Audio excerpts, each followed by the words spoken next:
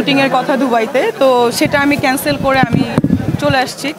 আসলে আমাদের 2 বছর পর পর নির্বাচনটা আসে শিল্পী সমিতির, মানে আমি খুবই এক্সাইটেড। আমি আসলে দেশের বাড়ি ছিলাম, আমার আবারও যাওয়ার কথা ছিল, আমার একটা শুটিংয়ের কথা দুবাইতে, তো সেটা আমি ক্যান্সেল করে আমি চলে আসছি। কারণ 2 বছর পর পর আসলে এটা একটা মিলন মেলার মতো, পিকনিকের মতো আসলে আমাদের এই শিল্পী সমিতির নির্বাচনটা হয়।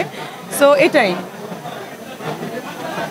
প্রশ্ন যারা পাশ করে আসবে তাদের কাছে আপনার শিল্পী হিসেবে প্রত্যাশা কি? আমার প্রথম প্রত্যাশা থাকবে যে কেউ যেন, মানে যে পক্ষই আসুক, 2 পক্ষই আসতে পারে, নির্বাচন মানে পক্ষ বিপক্ষ থাকবে, বাট যে পক্ষই আসুক আমি চাই যে কেউ যেন কাউকে শিল্পী সমিতি থেকে, শিল্পী সদস্য পদ থেকে বাদ না দেয়, সে যেই হোক।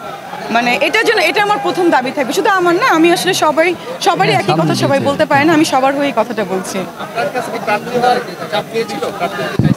আমি কখনোই প্রার্থী হতে চাই না, কখনোই হব না আমি, কারণ সবাই আমার এতই কাছের। আর আমি চাই না যে পক্ষ বিপক্ষ হয়ে আমার মানে অপোজিশন পার্টি তৈরি হোক। করলে জাতীয় নির্বাচন করব, না হলে কখনো নির্বাচন করব না।